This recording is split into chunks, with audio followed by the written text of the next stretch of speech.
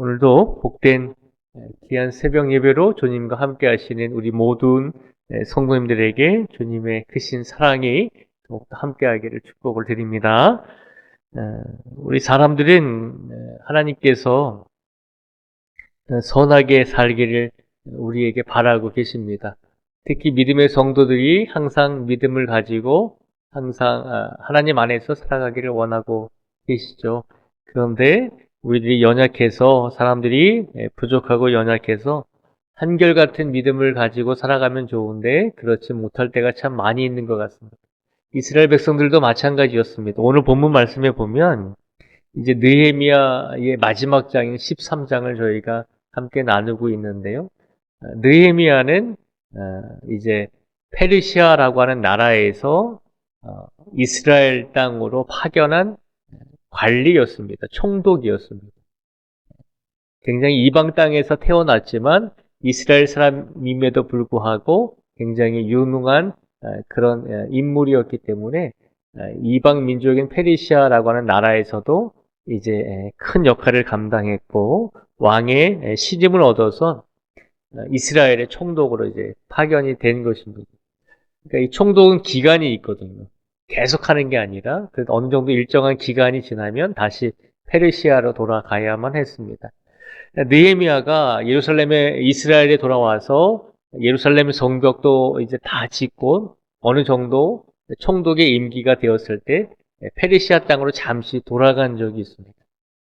잠시 페르시아 땅으로 돌아갔다가 얼마 있다가 좀 시간이 흘러서 다시 이스라엘 땅으로 돌아오니까 어떤 일이 있었냐면 오늘 4절과 5절에 보면요.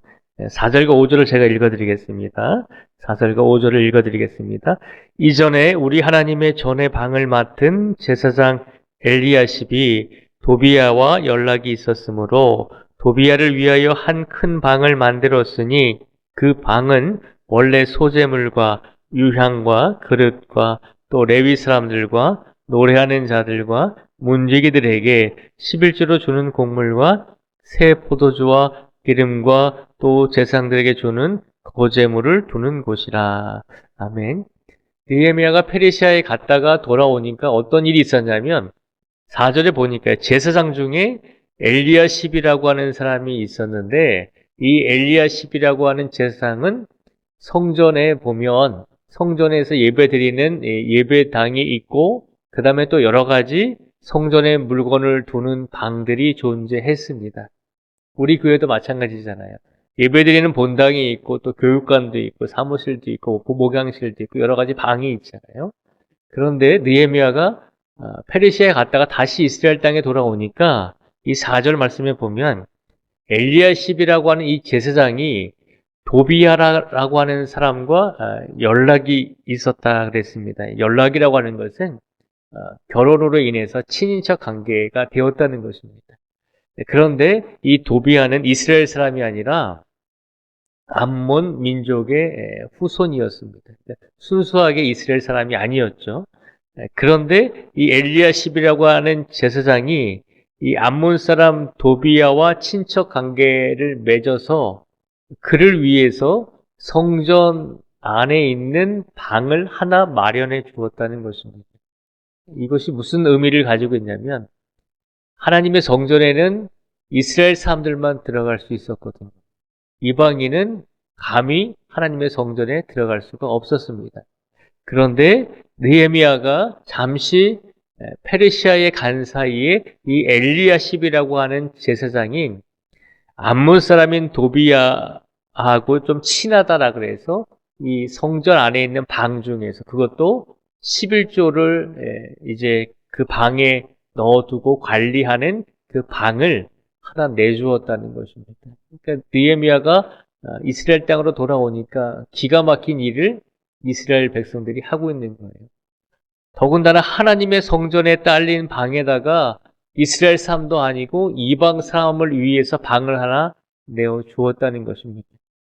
그래서 오늘 본문 말씀 속에서 느헤미야가 굉장히 분노하고 화를 내면서 도비야에게 내주었던 그 방을 다 새롭게 깨끗하게 모든 것을 다 끄집어내고 다시 하나님의 성전으로 깨끗하게 만들고 있는 그 사건이 오늘 본문의 말씀입니다.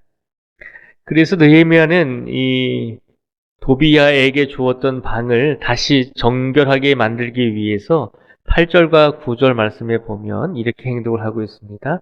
우리 8절과 9절의 말씀을 같이 한번 읽어보겠습니다. 8절과 9절을 같이 읽겠습니다. 시작. 내가 심히 근심하여 도비야의 세간을 그 방 밖으로 다 내어 던지고 명령하여 그 방을 정결하게 하고 하나님의 전의 그릇과 소재물과 유향을 다시 그리로 들여 놓았느니라. 아멘. 8절과 9절 말씀에 보면 느헤미야가 이방 사람인 도비야가 썼던 방의 모든 세간을 다 방 밖에서 내어 던지고 그 방을 다시 정결하게 했다라고 오늘 말씀에는 기록을 하고 있습니다. 우리가 왜 이런 사건이 일어났는가라고 생각해 보면 이 암몬 사람이었던 도비야에게 방을 내주었던 사람은 이스라엘의 제사장이었거든요. 이스라엘의 제사장 중에 한 사람이었던 엘리야십이라고 하는 사람이 이 이방 사람을 위해서 방을 하나 내준 것이거든요.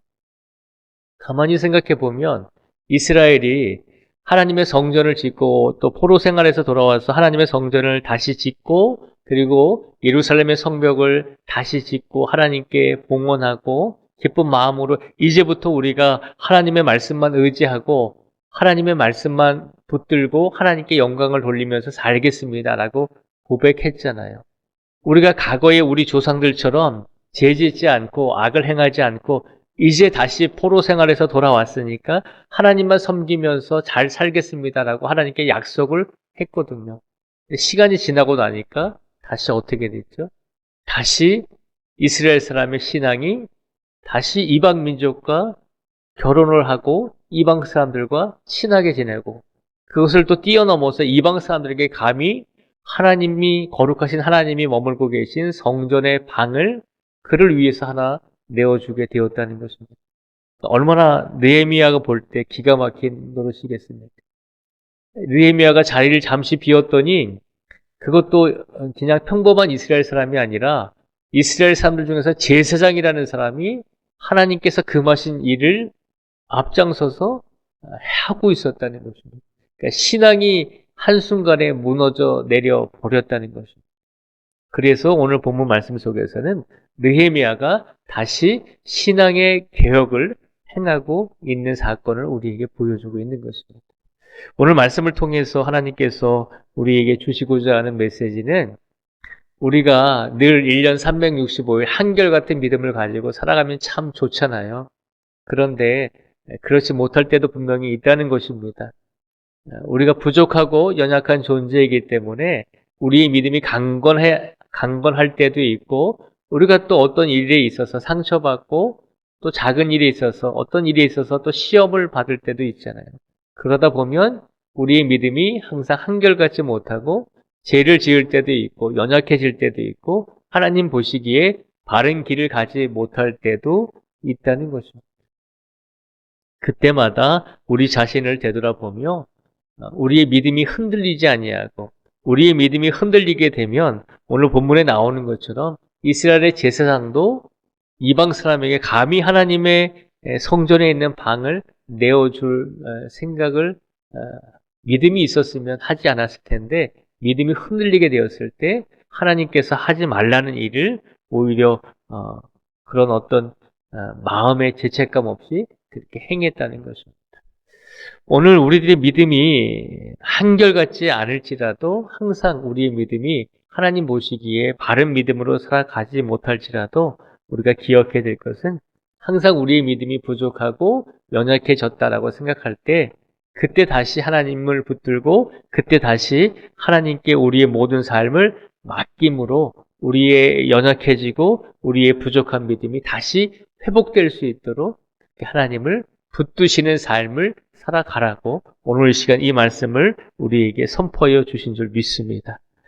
오늘 말씀에 보고 있는 것처럼 이스라엘 백성들도 좀 편안해지니까 다시 믿음이 연약해지고 다시 죄를 짓고 있는 것을 우리에게 보여주고 있습니다. 오늘 이 시간 우리가 평안할 때, 우리가 건강할 때, 우리가 부족한 것이 아무것도 없다라고 그렇게 느껴지는 상황일 때 우리가 더 겸손하게 낮아져서 우리의 믿음을 다시 한번 되돌아보고, 특히 이제 올 한 해 한 달 남았잖아요.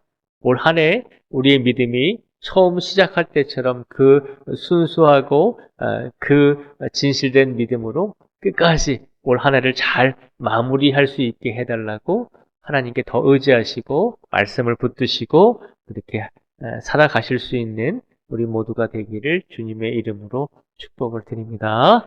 기도하겠습니다. 아버지 하나님 감사합니다.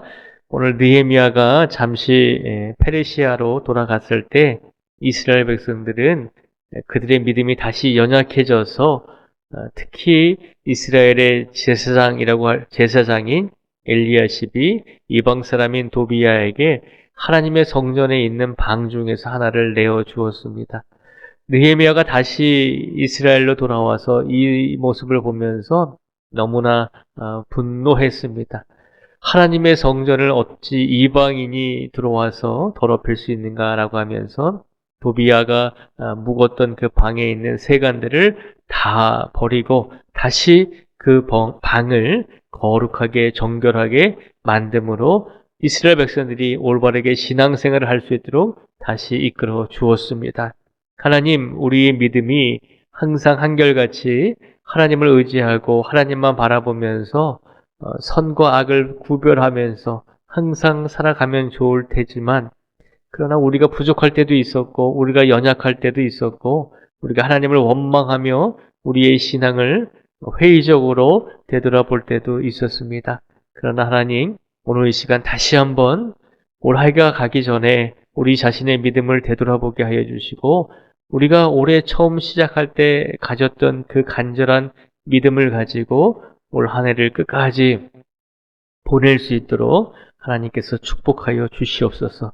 특별히 오늘 하루의 삶 속에서 최선을 다해 살게 하여 주시고, 오늘 하루의 삶 속에서 우리가 흔들리지 아니하고 좌로나 우로나 치우치지 아니하고 온전히 하나님만을 의지할 수 있는 믿음을 우리에게 허락하여 주시옵소서. 눈이 오고 바람이 부는 추운 날씨 속에서도 하나님을 만나기 위해서 이 자리에 우리 성도들 나오셨습니다. 한 분 한 분 위에 주님께서 하늘문을 열어주시고 영육의 강건함을 허락하여 주시고 성도들의 가정 위에 복의 복을 더하여 주시고, 하나님, 우리로 하여금 우리들 때문에 우리 가정에 더욱더 복을 주시기를 원하오니 하나님께서 이 자리에 계신 모든 성도님들의 마음과 남은 인생을 평안하고 행복한 삶이 될 수 있도록 축복하여 주시옵소서. 오늘도 우리 교회를 지켜주시고 우리 신앙의 공동체를 하나님께서 인도하여 주시고, 특별히 우리나라와 민족의 여러 가지 어려운 일들까지도 책임져 주시고, 이 땅의 전쟁으로 인해서 많은 고통과 어려움을 당하고 있는 모든 인류를 위해서 주님께서 오늘도 긍휼을 더하여 주시기를 간절히 원하오며 예수님의 이름으로 기도드립니다. 아멘.